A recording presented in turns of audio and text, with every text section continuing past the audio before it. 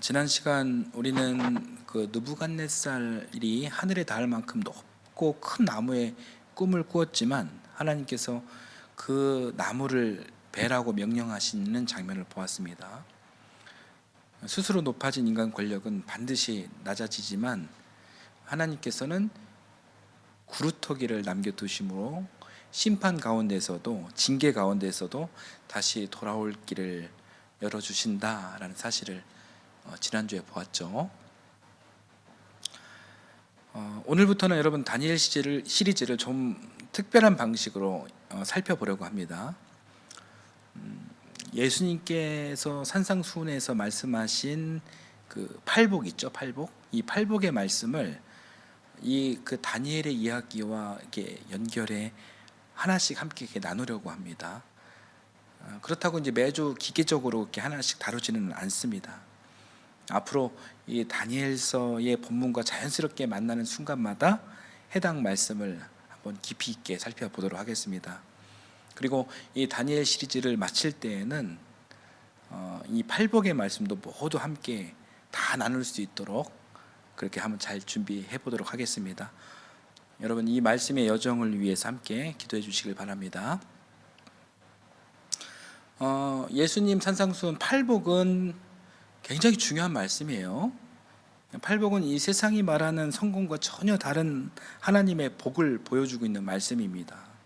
오늘은 그 첫 번째 말씀인 마음이 가난한 사람은 복이 있다, 하늘나라가 그들의 것이다 라는 이 말씀을 오늘 느부갓네살의 이야기를 통해서 한번 살펴보겠습니다. 오늘 말씀도 세 가지 주제를 가지고 여러분들과 함께 은혜를 나누겠습니다. 첫 번째는 교만은 하나님의 은혜를 자기의 공로로 바꿉니다. 그리고 두 번째, 하나님은 우리를 낮추어 하늘을 바라보게 하십니다. 그리고 셋째는 마음이 가난한 사람이 하나님의 복을 누립니다. 이 세 가지 주제를 가지고 여러분들과 함께 은혜를 나누겠습니다. 자, 첫 번째 주제입니다. 교만은 하나님의 은혜를 자기 공로로 바꿉니다. 자, 다니엘은 느부갓네살이 꾼 꿈을 듣고 한동안 놀라면서 번민했어요. 번민한 이유는 그 꿈의 뜻을 몰라서가 아니라 그 꿈이 왕에게 임할 심판을 뜻한다라는 사실을 알았기 때문에 번민한 겁니다. 자, 다니엘은 말합니다. 19절 하반절 같이 읽겠습니다. 임금님, 이 꿈은 임금님의 원수들이 꾸었더라면 좋았을 뻔했습니다. 해몽도 임금님의 원수들에게나 해줄 수 있으면 좋겠습니다. 참 착한 다니엘이에요. 여러분 느부갓네살이 어떤 사람입니까?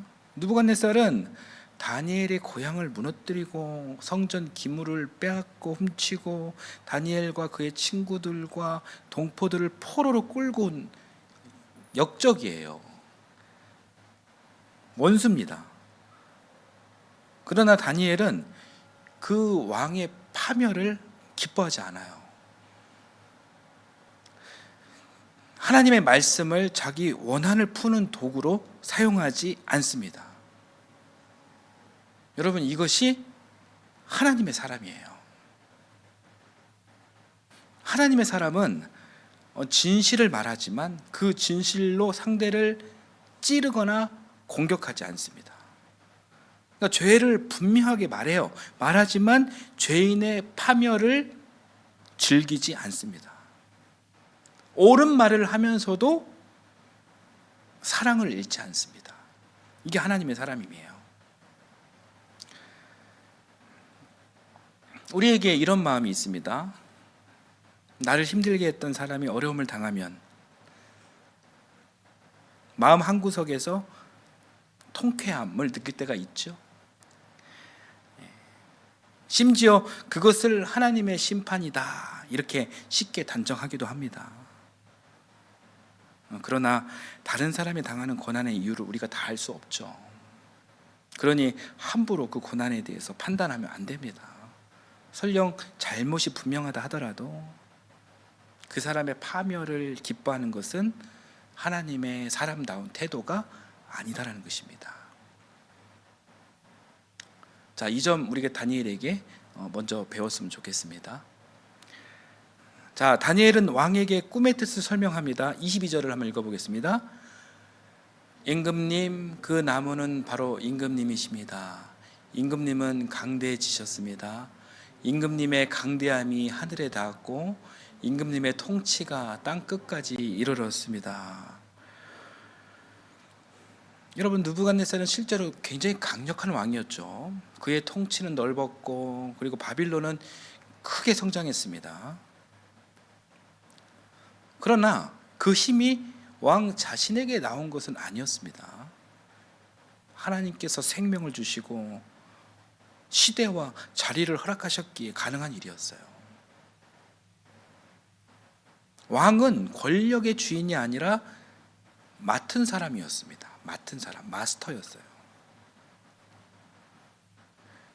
하나님과 사람의 관계는 수직적인 질서지만 사람과 사람의 관계는 그 사람이 누구든 그 사람이 어떤 사람이든 이 사람과 사람의 관계는 무조건 수평적 질서입니다. 그런데 느부갓네살은 그 사실을 잊었습니다. 그런 왕에게 다니엘이 27절에서 이렇게 이야기합니다. 같이 읽어보겠습니다. 그러니 임금님은 저의 조언을 받아 주시기를 바랍니다. 공의를 행하셔서 임금님의 죄를 속하시고 가난한 백성에게 자비를 베푸셔서 죄를 속하시기 바랍니다. 그렇게 하시면 임금님의 영화가 지속될 수 있을지도 모릅니다. 다니엘은 단순히 임금님 마음속으로 겸손하십시오 이렇게 두루뭉술하게 이야기하지 않아요. 선명하게 이야기합니다. 정의를 행하십시오. 가난한 사람에게 자비를 베푸십시오. 이렇게 선명하게 분명하게 이야기합니다. 느부갓네살의 교만은 마음속 잘난 척으로 끝나지 않았어요. 사람을 대하는 방식으로 드러났습니다. 자기 제국의 영광은 크게 보았지만 그 아래에서 고통받는 사람은 보지 못했습니다. 여러분, 교만한지를 가장 분명하게 보여주는 자리는 나보다 약한 사람을 대하는 태도입니다. 나보다 강한 사람에게 예의를 갖추는 것은 어렵지 않아요. 그러나 내게 돌려줄 것이 없는 사람, 내 결정에 저항할 힘이 없는 사람을 어떻게 대하는지가 나의 진짜 모습을 보여줍니다. 교만은 아래로 향할수록 계속 거칠어집니다. 그러나 겸손은 약한 사람을 함부로 대하지 않습니다. 그러므로 회개는 마음속으로 잠시 미안해하는 데서 끝나지 않습니다. 회개는 구체적인 액션이 동반되어야 합니다. 말로 상처를 주었다면 여러분, 말이 달라져야 합니다. 혹시 자기 권한을 남용했다면 사람을 대하는 방식이 달라져야 합니다. 내 뜻대로 내 의지대로 가족을 억압하고 통제했다면 이제는 가족 구성원들의 이야기를 잘 들어야 합니다. 약한 사람을 외면했다면 정의와 자비를 선택해야 합니다. 그러나 이 느부갓네살은 다니엘의 권면을 듣고도 전혀 달라지지 않았습니다. 권면을 듣고 12달이 지났어요. 1년이 지났어요. 그리고 왕은 이 바빌론 왕궁 옥상을 거니면서 이렇게 중얼거립니다. 30절 같이 읽겠습니다. 혼자 중얼거렸다. 내가 세운 이 도성, 이 거대한 바빌론을 보아라. 나의 권세와 능력과 나의 영화와 위엄이 그대로 나타나 있지 않느냐. 엄청 교만합니다. 이 사람이 얼마나 교만한지를 알 수 있는 지점이 제가 좀 힘주어서 이야기한 대목이에요. 주어가 전부 자기 자신이라는 데 있어요. 뭐라고 이야기합니까? 내가 세웠다. 나의 권세다. 나의 능력이다. 나의 영광이다. 여러분, 이것이 교만입니다. 교만은 하나님을 대놓고 부정하는 것만이 교만이 아니에요. 하나님께서 맡기신 것을 내가 소유한 것처럼 생각하고 하나님께서 열어주신 길을 내가 만들었다, 내가 열었다라고 그렇게 말하는 것입니다. 여러분, 물론 우리의 수고와 노력 굉장히 중요합니다. 존중받아야 합니다. 그러나 교만은 나의 수고를 존중하는 데서 멈추지 않고 모든 은혜와 다른 사람의 수고를 지워버리고 나만 남기는 거예요. 나만. 함께 걸어준 사람은 보이지 않아요. 가족의 희생은 당연한 거예요. 이 공동체의 기도는 잊어버려요. 하나님의 은혜는 그냥 형식적인 말로만 남습니다.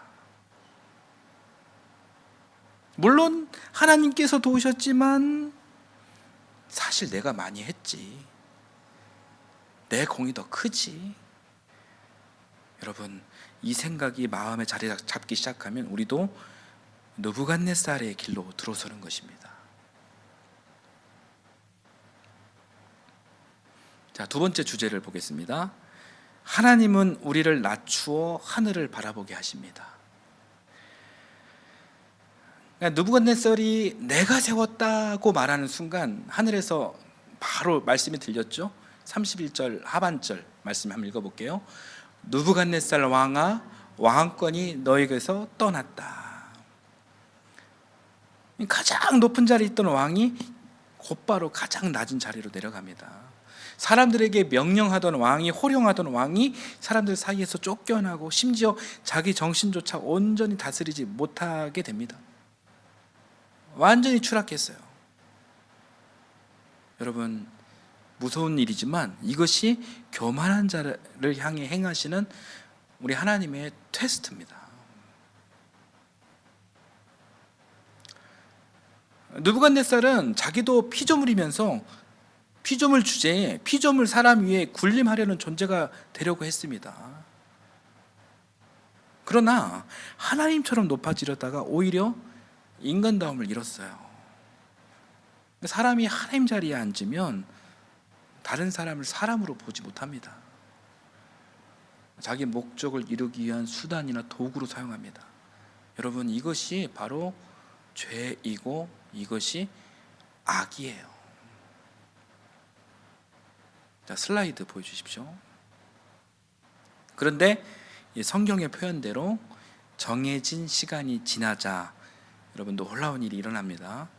여기서 말하는 정해진 시간은 여러분 느부갓네살을 파멸시키기 위한 시간이 아니라 그를 낮추어 깨닫게 하고 다시 살리시기 위한 하나님의 연단의 시간이었습니다. 여러분, 이것이 하나님의 테스트, 하나님의 테스트의 본질이에요. 하나님의 시험과 훈련은 그 본질은 파괴가 아니라 회복이에요. 그 본질은 정죄가 아니라 소생을 향하고 있습니다. 물론 우리가 모든 고난의 이유와 그 끝을 정확히 알 수는 없습니다. 그것은 오직 시험 출제자이신 하나님만 아시는 일이죠. 그러나 하나님의 손 안에서 고난은 마지막 말이 되지 못합니다. 하나님께서는 고난 속에서도 우리를 결코 버리지 않으시고 생명과 회복을 향해 일하십니다. 이것이 여러분 우리 신앙의 핵심이에요. 그리고 이것이 바로 하나님의 사랑이며 그 사랑이 가장 선명하게 드러난 자리가 바로 예수 그리스도의 십자가입니다. 34절을 한번 읽어보겠습니다. 정해진 기간이 다 되어 나 느부갓네살은 하늘을 우러러보고서 정신을 되찾았고 그리고 가장 높으신 분을 찬송하고 영원하신 분을 찬양하며 그에게 영광을 돌렸다. 그의 통치 영원하고 그의 나라 대대로 이어진다. 여러분, 이전까지 느부갓네살은 자기가 세운 바빌론과 자기 권세와 영광을 바라봤습니다. 그런데 모든 것을 잃고 나서야 하늘을 바라봅니다. 자기보다 높으신 분이 계심을 그때서야 인정합니다. 그리고 바로 그때 제정신이 돌아옵니다. 그렇습니다. 사람은 자기를 바라볼 때 교만해지고, 그리고 하나님을 바라볼 때 자기 자리를 찾습니다. 물론 모든 실패와 고난이 우리의 교만 때문에 일어난다 이렇게 단정할 수는 없어요. 그러나 고난, 어려움을 만났을 때 우리는, 신앙인은 물을 수 있습니다. 이렇게 물을 수 있습니다. 이 일을 통해 하나님께서 내게 보여주시는 것은 과연 무엇인가? 이렇게 물을 수 있는 거예요. 내가 붙잡고 있던 것을 나는 하나님보다 더 크게 여기지 않았는가? 이렇게 자문할 수 있는 거예요. 나는 모든 것을 내 힘으로 해결하려 하지 않았는가? 이렇게 물을 수 있는 것입니다.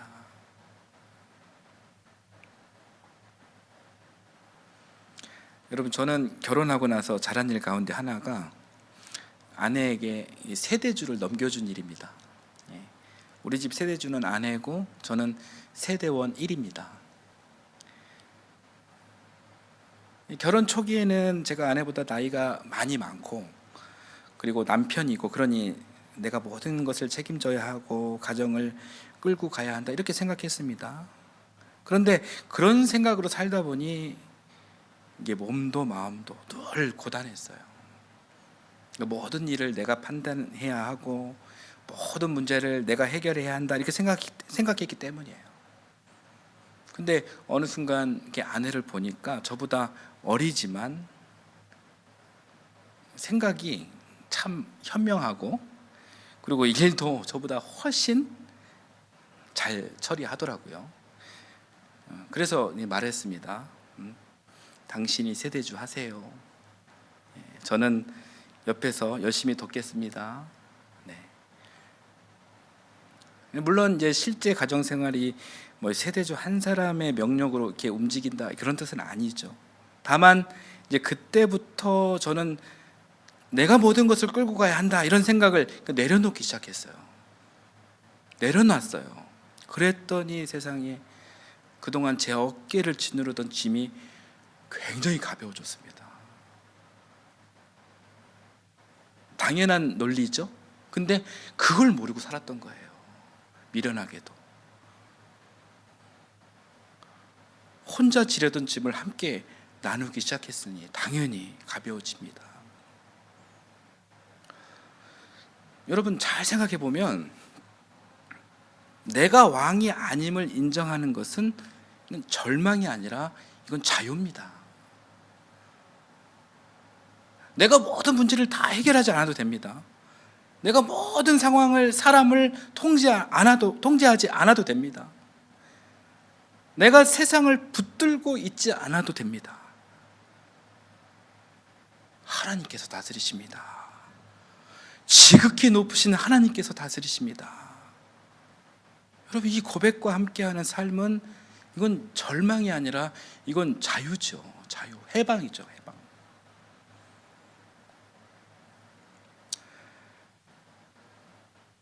우리의 구주이신 예수님을 한번 떠올려 보겠습니다. 느부갓네살은 사람이면서 하나님처럼 높아지려고 했습니다. 그러나 예수님은 반대로 하나님의 아들이시면서 사람의 자리로 낮아지셨습니다. 느부갓네살은 자기 권세를 붙들었지만 예수님은 자기 권리, 신의 권리, 창조주의 권리를 사랑을 위해 포기하셨습니다. 느부갓네살은 사람을 자기 영광을 위해 사용했지만 예수님은 사람을 살리기 위해 자신을 내어주셨습니다. 자, 이 이야기를 잘 요약한 말씀이 빌립보서 2장 5절에서 8절까지 말씀이에요. 한번 읽어보겠습니다. 여러분 안에 이 마음을 품으십시오. 그것은 곧 그리스도 예수의 마음이기도 합니다. 그는 하나님의 모습을 지니셨으나 하나님과 동등함을 당연하게 생각하지 않으시고 오히려 자기를 비워서 종의 모습을 취하시고 사람과 같이 되셨습니다. 그는 사람의 모양으로 나타나셔서 자기를 낮추시고 죽기까지 순종하셨으니 곧 십자가에 죽기까지 하셨습니다. 아멘. 참 귀한 말씀이에요. 예수님의 자기 비움은 자신을 무가치하게 여긴 것이 아닙니다. 자신이 가진 능력과 권리를 자기 영광이 아니라 사람을 사랑하고 살리는 데 사용하신 것입니다. 예수님은 능력이 없어서 낮아지신 것이 아닙니다. 여러분, 예수님이 누구시냐면 태초에 하나님이 천지를 창조하셨다. 이 세상을 말씀으로 창조하신 창조주가 예수님이에요. 가장 위대하고 가장 큰 능력을 가지셨지만 예수님은 그 능력으로 사람을 누르지 않으셨습니다. 병든 사람 곁에 멈추셨고, 사람들이 손대기 싫어하던 사람에게 손을 내미셨고, 어린아이를 품에 안으셨습니다. 죄인들과 한 식탁에 앉으셨고, 마침내 십자가의 가장 낮은 자리까지 내려가셨습니다. 예수님의 낮아짐은 무기력이 아니라 여러분, 사랑의 능력입니다.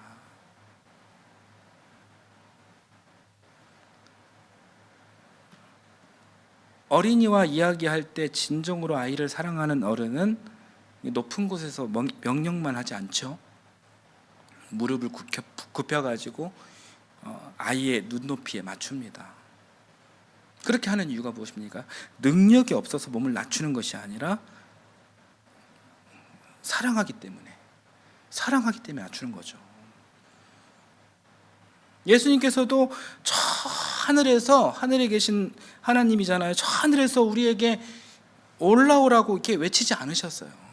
물론 이 구약에서는 이 하늘의 음성으로 예언자들을 통해 회개하라고 하셨죠. 그러나 피조물의 완악함과 연약함을 아시고 우리가 스스로 올라갈 수 없는 욕심꾸러기 한계투성이임을 아시고 우리가 있는 자리까지 이 창조주께서 직접 내려오셨습니다. 여러분, 이게 메리 크리스마스, 이게 성육신 사건이에요. 놀라운 일입니다. 사랑하시기 때문에 낮추신 하나님. 여러분, 이것이 하나님 나라의 길이에요.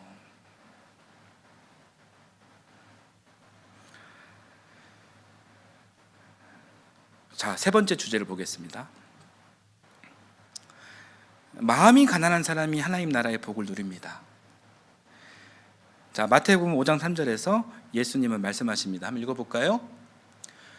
마음이 가난한 사람은 복이 있다.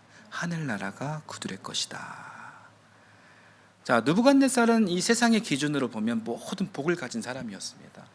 권력과 재물이 있었고 거대한 제국과 수많은 사람의 복종을 받았습니다. 그러나 예수님의 기준에서 그는 복된 사람이 아니었어요. 모든 것을 가졌지만 그는 하나님이 필요하다는 것을, 그 사실을 몰랐습니다. 그래서 그는 복된 사람이 아니었습니다. 자, 그렇다면 여러분, 그 마음이 가난하다라는 것은 무엇일까요? 경제적으로 가난하다라는 그런 뜻이 아니죠. 자신을 무가치하게 여기거나 무기력하게 살라라는 그런 뜻은 더더욱 아닙니다. 그러니까 마음이 가난하다라는 것은 하나님 없이는 살 수 없다는 자기 존재, 자기 현실, 이 진실을 아는 거예요. 내 지혜만으로는 인생을 다 알 수 없음을 인정하고 내 힘만으로는 사람을 온전히 사랑할 수 없음을 아는 거예요. 내가 가진 모든 것이 나 혼자 만든 것이 아니며 하나님께서 붙들어 주셔야 살 수 있다고 고백하는 것입니다. 하나님과 사람의 경계를 분명히 하는 것입니다. 마음이 가난한 사람, 여러분 이렇게 기도합니다. 주님, 제 생각이 언제나 옳지 않습니다. 주님, 제 힘만으로는 절대 감당할 수 없습니다. 제가 모르는 것을 가르쳐 주십시오. 주님, 오늘도 주님의 은혜가 간절히 필요합니다. 여러분, 이 세상은 부족함을 인정하면 진다고 말합니다. 모른다고 하면 무능해 보이고, 도움을 구하면 약해 보이고, 잘못을 인정하면 권위가 와르르 무너진다고 이렇게 생각합니다. 그러나 예수님은 창조주와 피조물의 경계를 분명히 하고, 자기 연약함을 인정하고, 자기 한계를 알고 하나님께 도움을 구하는 사람이 복되다, 이렇게 말씀하십니다. 마음이 가난한 사람은 모를 때 모른다고 말할 수 있어요. 잘못했을 때 사과할 수도 있고, 다른 사람의 도움과 수고를 인정할 수 있습니다. 그렇게 마음이 열려 있습니다. 왜 그런 사람들이 복될까요? 그 이유는 그 사람에게 하나님께서 들어오실 자리가 있기 때문이에요. 자기 힘으로 가득 찬 사람은 여러분, 하나님께 도움을 구하지 않아요. 자기 생각이 언제나 옳다고 믿는 사람은 다른 사람의 말을 듣지 않습니다. 자기 의로 가득 차 있는 사람은 회개하지 않습니다. 그러나 여러분, 마음이 가난한 사람은 하나님의 말씀 앞에서 자신을 엽니다. 하나님, 말씀해 주십시오. 주님, 제가 여기 있습니다. 주님의 말씀을 제가 듣겠습니다. 제가 회개합니다. 제가 부족했으니 지금부터 고치겠습니다. 그 사람에게 하나님이 말씀이 들어갑니다. 그 사람에게 하나님의 통치가 시작됩니다. 예수님은 오늘 말씀에서 하늘나라가 그들의 것이다, 이렇게 말씀하셨어요. 여러분, 이 하늘나라는 단지 죽은 뒤에 가는 저 세상, 거기만을 뜻하지 않습니다. 이 하늘나라는 하나님께서 왕이 되어 다스리시는 현실이에요. 실존이에요. 그래서 하늘나라가 그 사람의 것이 됩니다. 여러분, 우리 신앙생활은 실존이에요. 삶이에요. 하나님 나라가 어디에 있느냐? 여러분, 하나님 나라는 지금 여기 우리 삶의 한복판에 있습니다. 그래서 여러분, 마음의 가난은 우리의 실존, 우리의 관계에서도 드러나야 합니다. 슬라이드 보여주십시오. 부모라고 해서 자녀의 마음을 모두 아는 것은 아닙니다. 또 목회자라고 해서 모든 판단이 완전한 것도 아니며, 또 오래 신앙생활을 했다고 해서 모든 것을 다 아는 것도 아닙니다. 마음이 가난한 사람은 가정에서, 교회에서, 사회에서 말할 수 있습니다. 내가 너를 사랑하지만 너의 마음을 다 아는 것은 아니구나. 내가 틀렸을 수도 있구나. 당신의 이야기를 다시 듣고 싶습니다. 이런 얘기를 할 수 있는 마음의 여유가 있어요. 여러분, 이것은 권위를 버리는 것이 아니라 권위로 상대의 목소리를 막지 않는 것입니다. 이 마음이 가난한 교회는 서로에게 배웁니다. 어른은 젊은 사람의 이야기를 듣고, 젊은 사람은 어른의 경험을 존중합니다. 먼저 믿은 사람은 새로운 사람을 가르치려고만 하지 않고 그의 삶과 아픔을 듣습니다. 여러분, 그런 교회에 하나님 나라가 임합니다.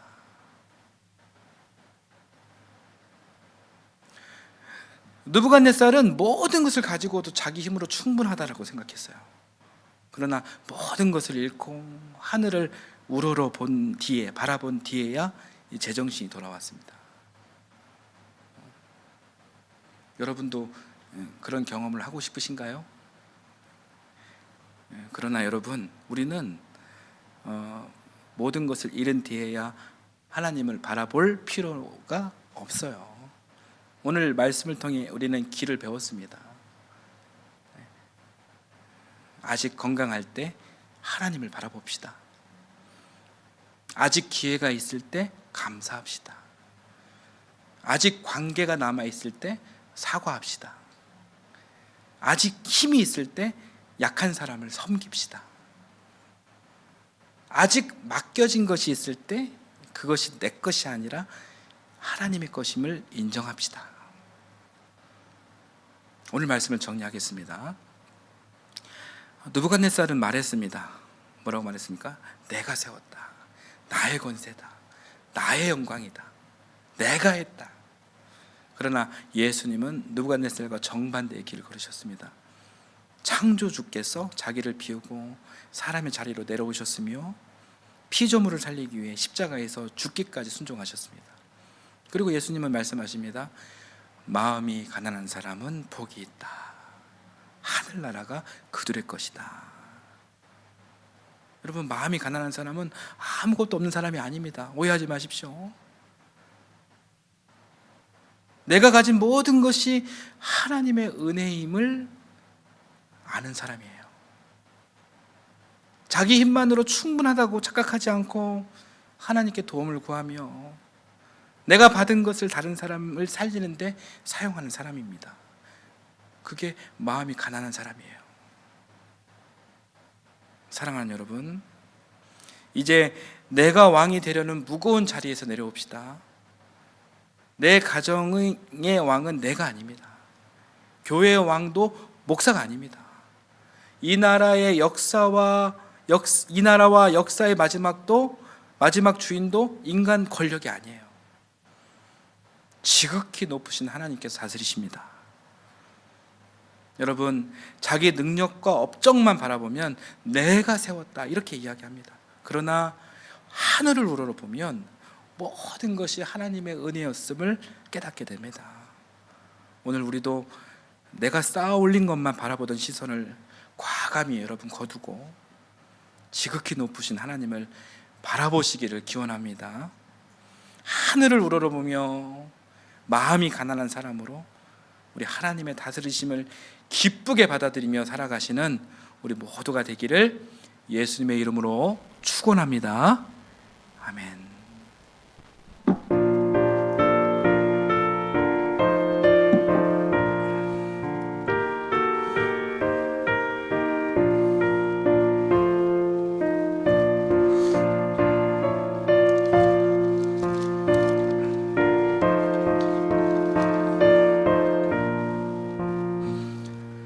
주님의 마음을 본받는 자 그 마음에